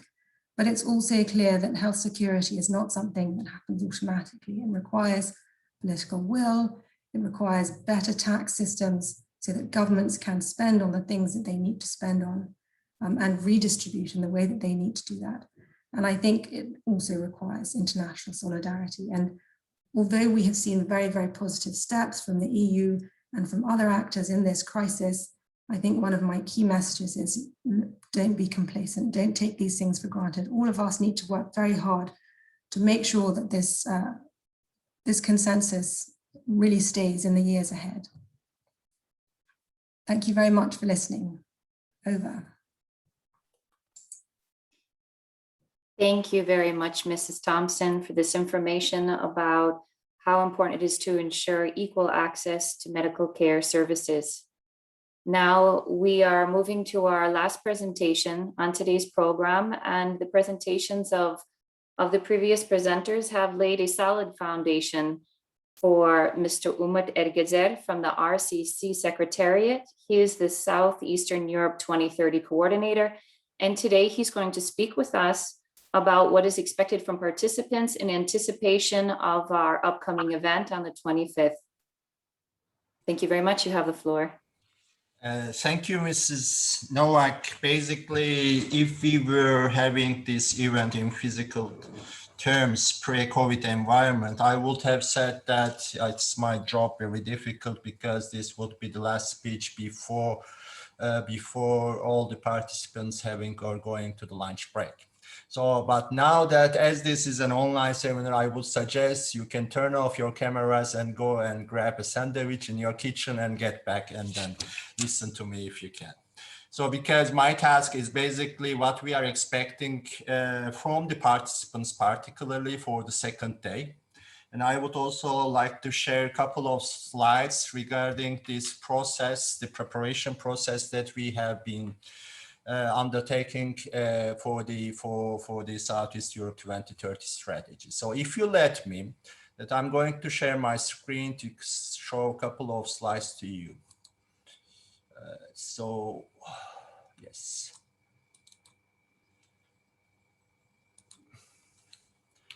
So as Tanya mentioned in her introductory remarks, that during the preparation of SEE 2030, we have employed a bottom-up approach in order to ensure regional ownership of the strategy of 13 SEE economies through enhanced consultation and transparency, and to really guarantee the relevance of the actions that we will be suggesting in the framework of the strategy to the socioeconomic realities of the region. That's why we applied the UN methodology on the preparation of national voluntary reviews. But I would like to take note of the absence of a methodology, an international methodology for the preparation of regional SDG strategies. So this is just for the attention of our international speakers and international milieu, that we are ready to share our experiences in preparing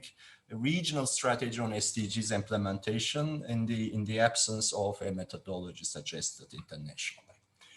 But this time, basically, that we would like to emphasize the importance of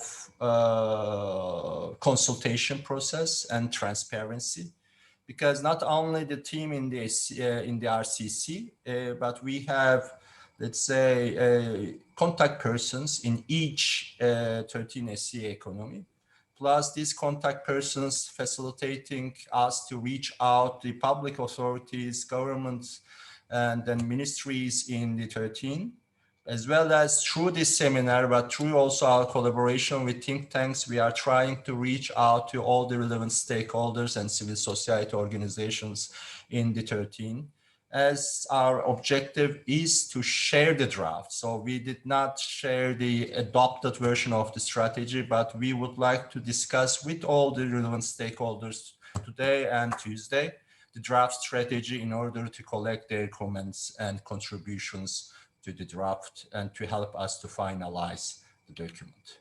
So this is the process. I'm not going to explain you each box. So far we have we had some 45, 50 different meetings. As Tanya again said, that it started with the mandate granted by our leaders, SCCPs, in this SCCP summit in 2019. And then we actually went through all the bureaucratic processes, preparing the concept note, getting the approval from the board. But also we have run a first round of consultation with 13 economies, including the European Commission. And then we prepared the first draft, which all you have received. And now we are in the second round of consultations with SEE economies, with regional and international organizations, some of which are invited, which we actually listen to their distinguished speakers. And then we are receiving their comments. And also with civil society, as I said, again, I would like to underline, at least on Tuesday, that we would like to encourage all the participants to actively participate in the discussion and share their insights and comments to the draft strategy, and which we are committing to take them into account and incorporate these comments as appropriate to the draft. And our deadlines are very short, that we are aiming to circulate the final draft as of 1st of June to the governments of 13 economies, with the expectation that this strategy is to be adopted in the upcoming SCCP summit in Antalya on 17th of June. So the objective, needless to repeat, but it's basically to reach regionally sustainable economic growth in our region called Southeast Europe. our vision is that to have this strategy, at least we are suggesting as a joint call for action in the SEE to leave no one behind. And for the moment, the draft has 3 different pillars: prosperity, people, peace and partnerships, which actually consolidate 13 different priorities and suggesting 61 different actions. But still, as I said, that this is a draft, and then we are ready to discuss, we are ready to improve the quality of the document and listen to the participants, advisors on the actions, on the priorities, how they see and how they can help the region in reaching the sustainable development goals. So if I'm allowed to say a couple of words about pillar 1, prosperity, in terms of priorities, that we are aiming to emphasize the importance of trade creation in the SEE as intra-SEE trade and transport connectivity, but also to underline the importance of outreaching to the overseas markets. Promotion of investment in renewable energy is also one of the priorities. Natural disasters risk reduction and reducing digital divide together with public private sector partnership and development finance are counted as additional priorities under the first pillar. The second pillar as people of the SEE includes better utilization of human capital, supporting diaspora to promote economic activity in SEE, improving access and quality of education and health, as well as equal access to justice. And lastly, but not least, the access to the environment and sanitation services. So far, all those pillars and priorities are agreed with 13 SEE economies. So they did not have any objection to the content. They confirmed. Even a couple of priorities are requested by them to add into the content. So we can count of their political commitment and ownership, to work at the regional level on these policy areas. And the third pillar is peace and partnerships, is that the smart implementation of SEE2030 through intra-SEE regional dialogue and networks, and as well as to facilitate region-to-region dialogue mechanisms. And as well, also we would like to include sustainable funding mechanisms of SEE2030 under this third pillar. Cross-cutting areas in all pillars are determined as the common denominator. Not only these, let's say, 3 pillars, but these basically cross-cutting areas are horizontal issues that are cross-cutting to these 3 pillars, is that poverty and inequality, digital transformation and green transition, and the public-private partnership. So if I say a couple of words per each priority, and to give you some maybe provocative statistics and data about each priority. For prosperity, as I said, that trade will be one of the priorities that we are suggesting, particularly creating intra-regional trade. As of today, the overall intra-SEE exports between 13 economies reach $68 billion. But if we look at, and if we divide the region into East and West, East may include 5 different economies: Turkey, Greece, Bulgaria, Romania, and Moldova. And West is the remaining WB6 plus Croatia and Slovenia. Basically, 66% of this $68 million intra-SEE exports are done by the East, while the remaining 33% is done by the West of Southeast Europe.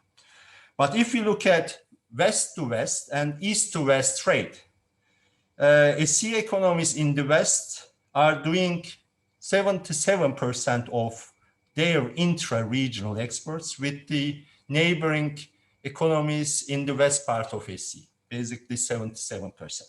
While East economies in the SE, even though they have relatively larger economies, they are only doing their intra-regional trade with the western part of the region, only 22%.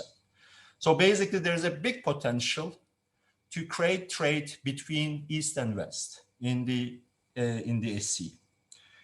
If you look at the transport connectivity for the outreaching to the overseas markets, except 2 maritime ports in the region, one in Greece, another one in Turkey, the remaining maritime ports have very low interconnectivity with the overseas markets.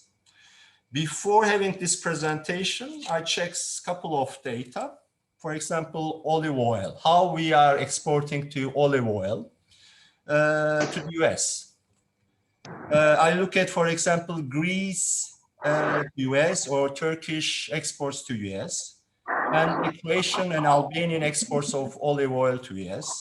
And then we come up that exporting from Greece or Turkey to US olive oil is 7 times cheaper than exporting from Croatia or Albania to the US because of the maritime connectivity. In terms of, let's say, natural and human-made disaster risks, that even though we don't have reliable data, but we actually are informed that the sharing the risks in the region, in the countries, are very low. That insurance coverage of the households or the economic operators to natural disaster risks is very low in the region. For renewable energy, mainly our economies are relying on fossil fuels.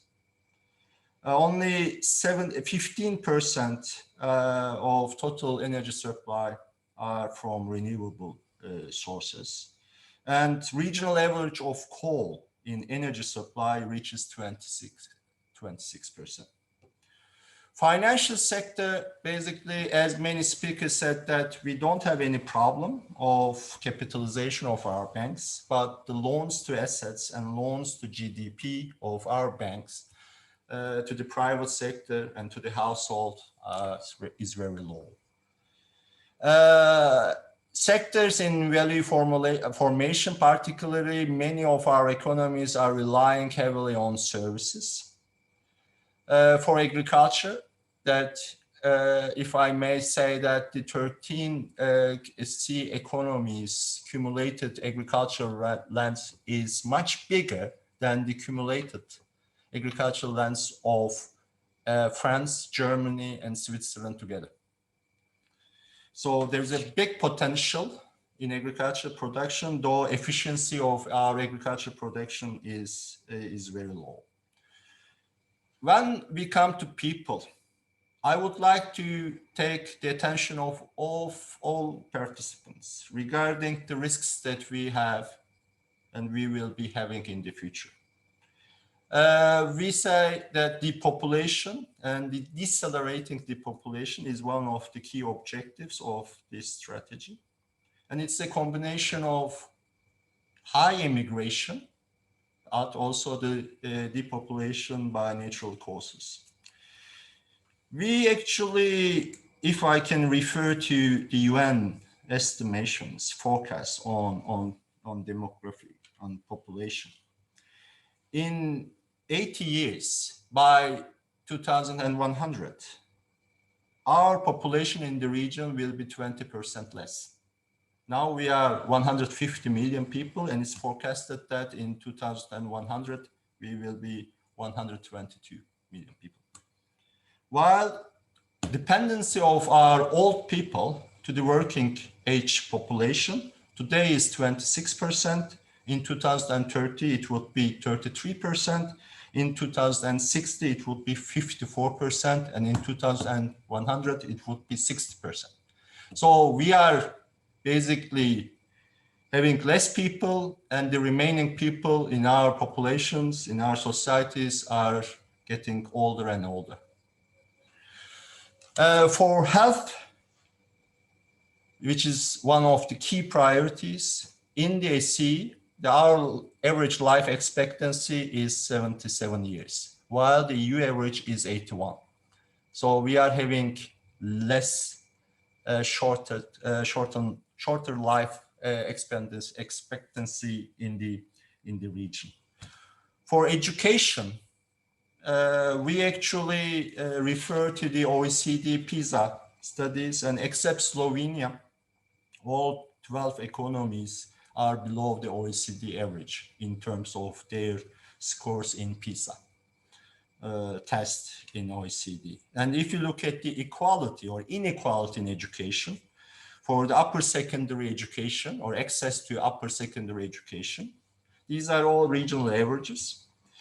In poorest quintile, 60% of our population only can reach upper secondary education, while our wealthiest quintile is reaching by 96% of our wealthiest quintile is reaching or having upper secondary education. So for peace and partnership, definitely the stakeholder engagement will be at the top. We will keep these dialogue mechanisms with the civil society, think tanks, academia, as alive as possible, also during the implementation of the project.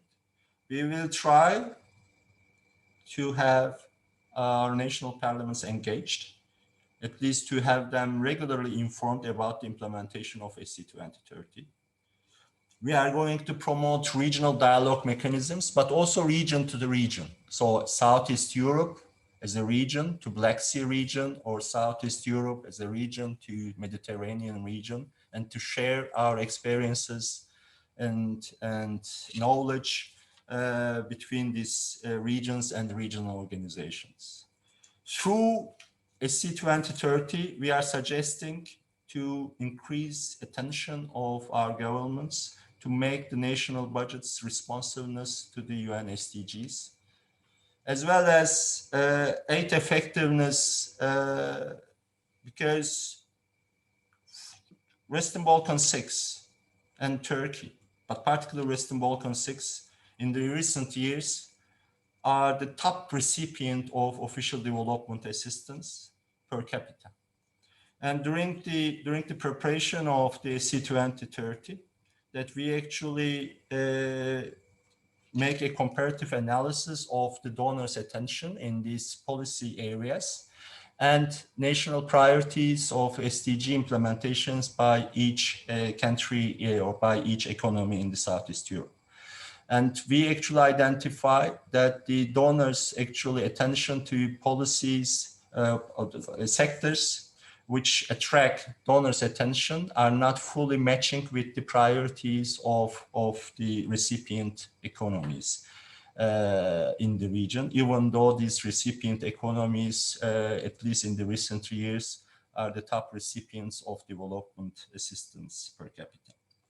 So that's why we would like to increase the attention and awareness of the donors towards the endeavor of our economies to reach and to implement sustainable development goals in the framework of SEE2030.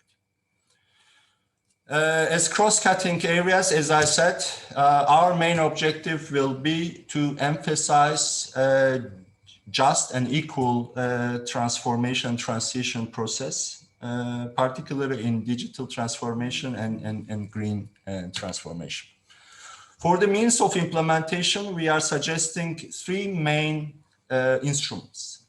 One is regional actions of solidarity, which could be implemented through regional dialogue mechanisms, regional networks, or peer reviews, regional technical assistance, which could be implemented by the economies of the SEE with each other. The second group of actions, which we would like to have them implemented through international technical assistance, which could be commissioned to different international organizations according to their expertise. And the third one is that relying on the scale of Southeast Europe, which the GDP of which is reaching $2 trillion US, may attract some IFI support, and some of the actions could be turned into bankable projects. So monitoring and evaluation, basically in the draft, majority of targets and indicators are imported from the UN Sustainable Development Goals, from global targets and indicators. And then we are aiming to have the strategy, not only the targets and indicators, but the whole text, particularly the actions, regularly updated for every 2 years. So implementation schedule, I don't want to spend our time too much, but the initial period will be devoted to this, let's say, regional solidarity actions and preparation of, let's say, international technical assistance, provided that the funds are available. The midterm and the initial period will end with an update of the strategy in 2023. And in the midterm will be allocated to the international technical assistance projects, and if the funds are available, IFI finance projects. And even in the midterm, that there will be 3 regular updates every 2 years. And the final term will be devoted to the exit, at least, of the ongoing projects. So our expectations from today, and particularly the session on Tuesday, that all the participants invited to the breakout sessions, we are really sincerely looking forward to receiving their comments and contributions to the draft. I would like to underline the fact that this strategy, the draft strategy in front of us, is a regional strategy, which is including 13 SE economies. And then the implementation of that strategy is to be facilitated by the RCC. The targets and indicators, as I said, that are not sui generis, are not, let's say, proposed for region specific, but mainly imported from the UN SDGs, because at least all SE economies are committed to implement. And we would like to basically facilitate the region's endeavor to reach these targets and goals. But we would like to hear from the participants also their understanding, their advices on the targets, while these targets should be realistic, but definitely can be ambitious. Indicators, if they want to suggest how the implementation could be measured, then I would advise the participants' comments. At least they can take into account that those indicators that they may propose should be measurable, and the data collection should be less costly. And if they actually refer to some existing data when they are proposing indicators, it would be ideal, because when we are actually proposing these targets, particular indicators, we actually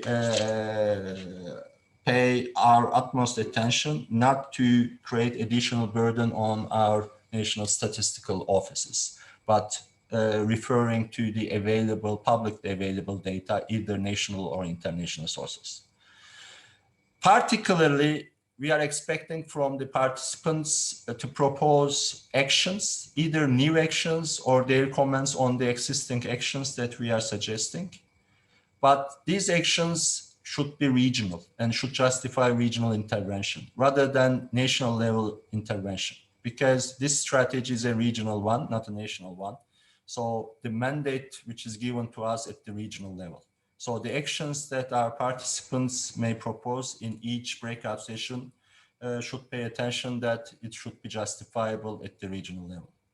And then we will appreciate that if they can share their insights, how the actions that they are proposing could be implemented through the means of implementation as foreseen by the draft SE2030, which I briefly mentioned in the previous slides. So, as you know, I don't want to repeat the agenda of Tuesday, but there are 4 different breakout sessions, and under each sub-item, we are expecting to have detailed discussion and consultation with the civil society and all other relevant stakeholders who will be participating in each breakout session. So this ends my presentation, and I'm back to you, Ms. Novak. Thank you very much. Thank you very much, Mr. Gezer. And we are right on time. We will have just under 15 minutes to address the question and answer session of this. And for this portion of our program today, I would like to reintroduce the Deputy Secretary General of RCC. You have the floor. Thank you, Ms. Novak, and thank you very much for moderating this first part. It was highly informative, and it took a lot of time to explain the all elements of the preparation of the document, which is, for us, it was very important, all of you, to be aware of. The one thing that we did not say up to now is actually that I would like also to introduce some of the team, a part of Umut. Umut is the main coordinator on behalf of the RCC, but also there are two very important ladies that are included from the RCC, Evisi Kopliku and Petra Balajic. I see Evisi, I don't see Petra, but please correct me if she is not here. And Dima Hadji Brišević, she is helping us technically in preparation of all of the work. But basically, we also consulted the whole of the RCC experts. That means that each and every of us participated and dedicated the time in the preparation of the document. So yes, we do have 10 minutes for the discussion. I don't see, and I was checking with the VC, there is no question up to now, but please, even if there is no question, just switch on your mic and jump in for the comments, questions, additional need for the additional explanation, whatever you might think it will help you for the preparation of the document. And yes, thank you very much. VC Mary is also our intern, was also very helpful in our joint work. Thank you, Mary, very much. So please, now you do have the possibility to have the floor.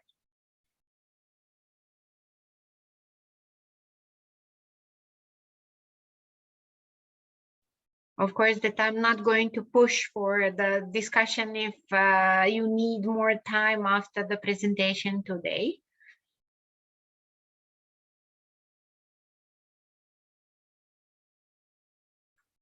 As I promised, I'm not going to push. So I am going to wrap it up. Again, without big conclusion words, just to stress again that I am personally very grateful to both TEPAF and Eliamep. Dear Ioannis, thank you very much for your help and support, and short time that you had to organize all of this, but also thanks to all civil society organizations coming from the Southeastern Europe. Looking forward for the discussion on Tuesday, if I'm not wrong, it's Tuesday afternoon with the breakout sessions, where of course your expertise will be extremely valuable. We cherish your knowledge, experience, and inputs, as yes, we are dedicated to work primarily with the national authorities of the Southeast Europe 13 economies, but the expertise in this area is also in the hands of the civil society organization, and that is invaluable input that we can have from you. Thank you very much for your time that you dedicated to listen to our explanation, and also the new information coming from our dear partners. Have a nice weekend and looking forward for the continuation of the discussion. All the best to all of you. Thank you. Bye-bye. Thank you. Thank you. Bye. Thank you. Bye-bye. Thank you. So this brings our event to a close today. On behalf of Aliamap, we would like to thank the speakers, the participants, our counterparts at TEPAV, and of course the RCC and the Ministry of Foreign Affairs for involving us in this process. And we look forward to seeing everyone on Tuesday. Have a good afternoon. Thank you. Thank you. Bye. Thank you. Bye-bye. Bye. Bye. Thank you. Thank you very much. Bye. Thank you very much, all. Thank you.